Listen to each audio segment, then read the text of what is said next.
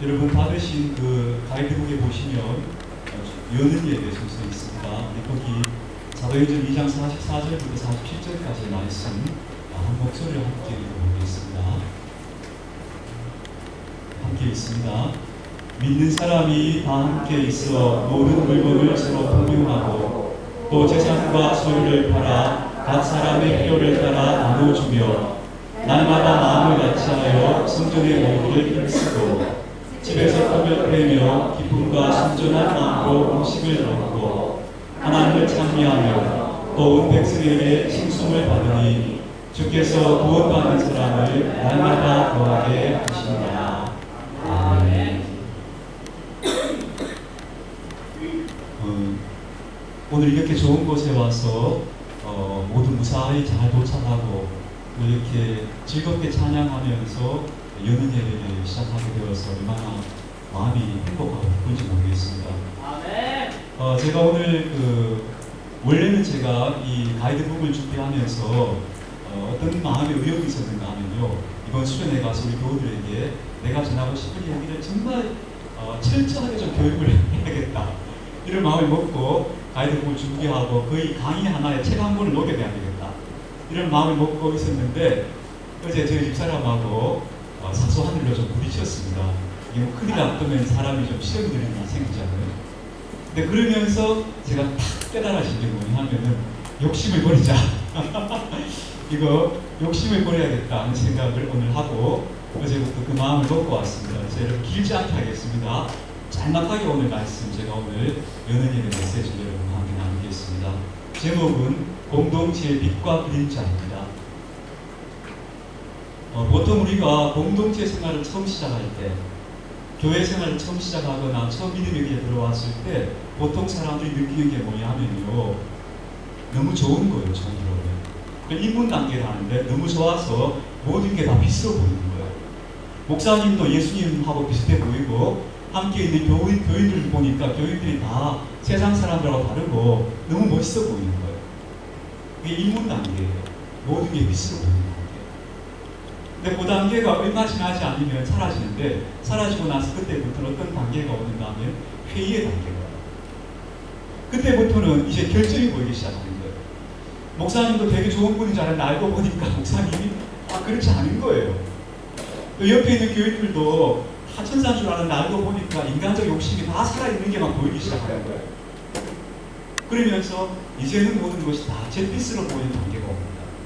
그 단계를 회의의 단계라고. 어떤 사람은 며칠 만에 그런 단계가 오는 사람도 있고 어떤 사람은 몇 년 만에 오는 사람도 있고 사람마다 다 다르지만 우리는 이런 입문의 단계에서 꼭 잿빛으로 보이는 회의의 단계를 반드시 거쳐야 합니다. 그런데 이 회의의 단계를 거치고 나서 정말 바람직한 공동체 한 구성원으로 서는 단계가 어딘가 하면 수용의 단계입니다. 그 단계는 어떤 단계인가 하면은 우리 목사님이 예수님 아니었구나. 그렇지만 예수님을 닮으려고 나름 노력하고 있는 인간이구나 하는 것을 알게 되는 단계입니다. 함께 걸어간 형제와 자매들이 다 천사는 아니지만 그렇다고 해서 이 사람들이 자기 마음속에서 고민이 없는 사람도 아니구나. 그래도 하나님 백성답게 살려고 애쓰고 있구나 하는 것을 보기 시작하는 단계입니다. 그걸 수용의 단계라고 합니다. 이 단계쯤 왔을 때 우리가 비로소 공동체 생활을 할 수 있는 준비가 되고 굉장히 중요합니다. 그런데 사람들은 이 단계를 이렇게 공동체 수용의 단계가 한 인간의 내적 성장의 단계와 정확하게 일치합니다. 우리가요, 자기 자신이 처음에 어릴 때는 자기가 굉장히 괜찮은 사람인 줄 압니다. 왜 나이가 들어서 어느 순간에 자기가 아주 못된 사람, 나쁜 사람이라고 자기에게 절망합니다. 그러다가 이제 성숙해지면 어떻게 되는가 하면 나는 천사도 아니지만 한가도 아니다. 다만 선을 향해서 나아가고자 몸부림치는 연약한 한 인간에 불과하다는 걸 수용하게 됩니다. 그때 그 사람이 성숙해진 겁니다. 이런 자기 수용의 단계와 공동체 수용의 단계를 정확하게 일치합니다. 무슨 말씀인가 하면, 그래서 우리가 공동체에 잘 적응하는 사람이 되었을 때 그 사람이 비로소 성숙한 사람이 되어간다고 말할 수 있습니다. 제가 드리는 말씀 이해가 되시죠? 자, 그럼 그 다음으로 넘어가 보겠습니다. 근데 우리가 공동체에 들어왔을 때 공동체에서 느끼는 감정을 보통 두 가지를 구분할 수 있는데, 하나는 우정의 감정을 느끼는 대상이 있습니다. 가까이 가고 싶고 만나면 반갑고 좋은 사람이 있습니다. 반대로 반감이 느껴지는 사람도 존재합니다. 만나면 피곤하고 가급적 좀 말 섞기가 싫고 뭔가 세계관이 안 맞는 것 같고 이런 사람도 반드시 존재하죠. 자, 고개 들고 한번 대답해 봅시다. 있습니까 없습니까? 솔직히 말하면 있습니다. 자, 그런데 문제는 이 우정의 단계에만 우리가 머물러 있고 나에게 우정을 느끼게 해주는 사람과만 관계 맺으려 하다 보면 우리가 어떻게 되는가 하면요, 사람의 인정과 칭찬에 길들여지고 거기에 노예가 되거든요. 이거 되게 안 좋은 겁니다. 여러분, 그래서 공동체 생활에서 내 마음에 맞는 사람들과 모여서 맨날 서로 칭찬해주고 격려해주고 이러면 좋을 것 같지만, 그러면 우리가 어떻게 되는가 하면 이 사람의 인정과 칭찬에 길들여져 버리는, 내적으로 자유해지는 게 아니고 진리 앞에 자유해진 사람이 되는 게 아니고 사람 눈치 보면 사람에게 인정받고 칭찬받으면 좋아하는 이런 사람이 되어버립니다. 영적으로 이것은 퇴보입니다. 대단히 좋지 않은 겁니다. 그래서 우리가 공동체 생활에서 성숙해지려면 뭘 해야 되는가 하면요, 우리로 하여금 반감을 느끼게 하는 사람에게로 다가가야 합니다. 그 사람에게 손을 내밀어서 그 사람과 어떻게든 내가 좀 잘 지내보려고 하는 노력을 해야 합니다. 그래야만 우리가 어떻게 되는가 하면은 비로소 우리가 이제 성장해가는 사람이 되는 겁니다. 물론 이것은 그리 쉽지는 않습니다. 그러나 이런 노력을 멈추면은 그때부터는 성장도 멈춰진다. 이걸 이해하셔야 돼요. 그래서 공동체 생활을 잘하고 공동체에 적응하고 성숙해지려면 나하고 우정을 느끼게 해준 사람만 가까이 있을 게 아니고 나에게 반감을 느끼게 하는 사람과 어떻게든 잘 지내도록 노력한다. 방법을 찾는 겁니다. 기도하는 겁니다. 그렇게 나아갈 때 비로소 우리가 성숙한 사람으로 한 걸음 나아가게 돼요. 자, 그래서 공동체 생활에는 크게 세 가지 원리가 제일 중요합니다. 첫 번째, 용서예요. 상대방을 가급적 받아주고 자꾸 마음으로부터 용서해 주려고 하는 마음을 내어야 합니다. 그래야 공동체 생활이 원만해집니다.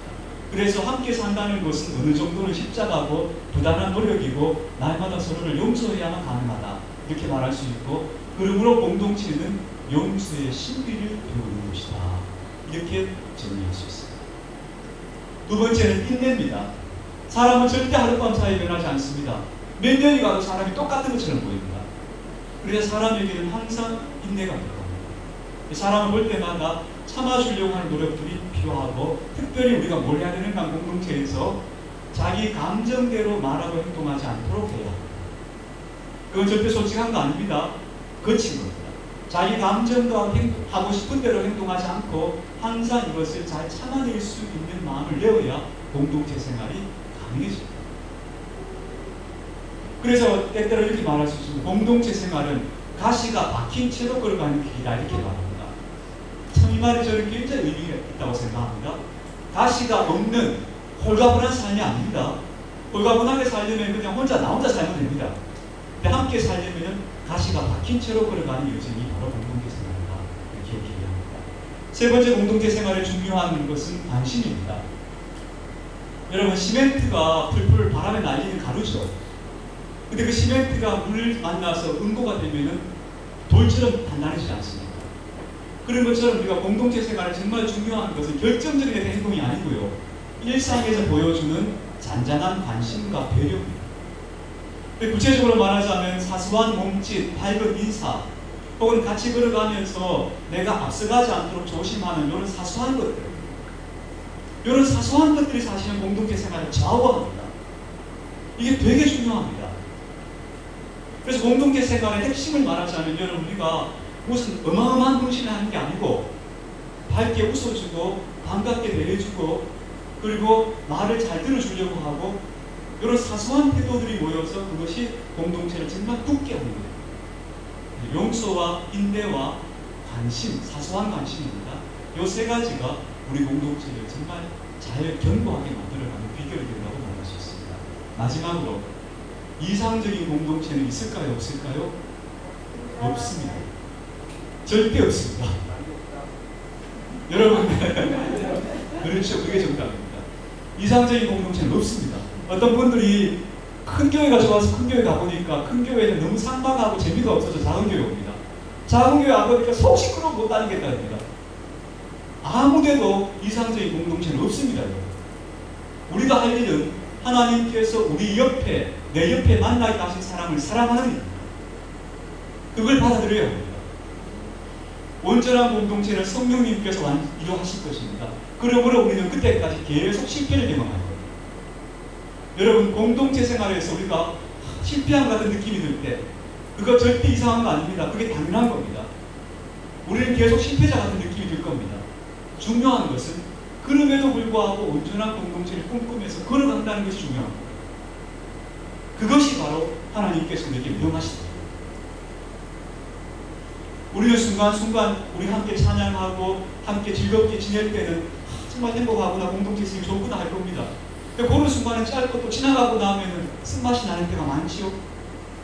그래서 나는 공동체 생활에서 교회 생활에 실패한 게 아닐까, 혹은 우리 교회는 왜 이렇게 뭔가 잘 안 되는 것 같을까, 이런 기분이 들 때가 있죠. 여러분, 그 실패한 게 아니고 그 실패의 느낌이 당연한 겁니다. 그러나 우리는 그 속에서 그 길을 계속 걸어가는 사람이 되는 것, 이것이 하나님께서 우리 주신 소명이라고 생각하십니다.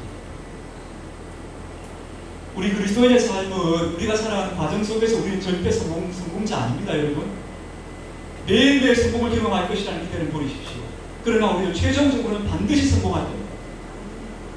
매일매일 내가 승리할 것이라는 기대를 하지 마십시오. 그러나 반드시 최종적으로는 우리가 승리할 겁니다.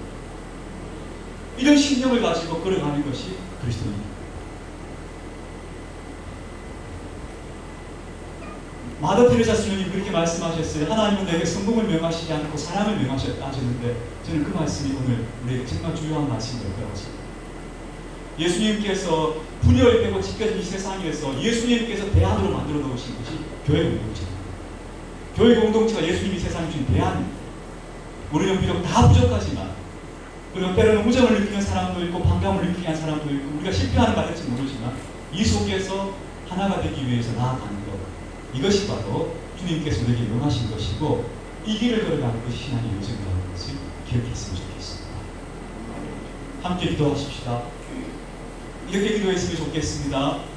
어쩌면 지금까지 우리는 나를 위한 공동체, 내가 들어갔을 때 행복한 공동체가 없을까 찾아다니는 사람이었다면, 이제부터는 공동체를 위해서 내가 무엇을 하는 사람들, 이 공동체를 어떻게 하나님께서 기뻐하시는 공동체로 삼을 것인가 하는 것을 우리가 고민하면서 이 공동체를 위해 존재하는 내가 되어서 가는 그런 우리 좀 마음의 변화가 났으면 좋겠습니다.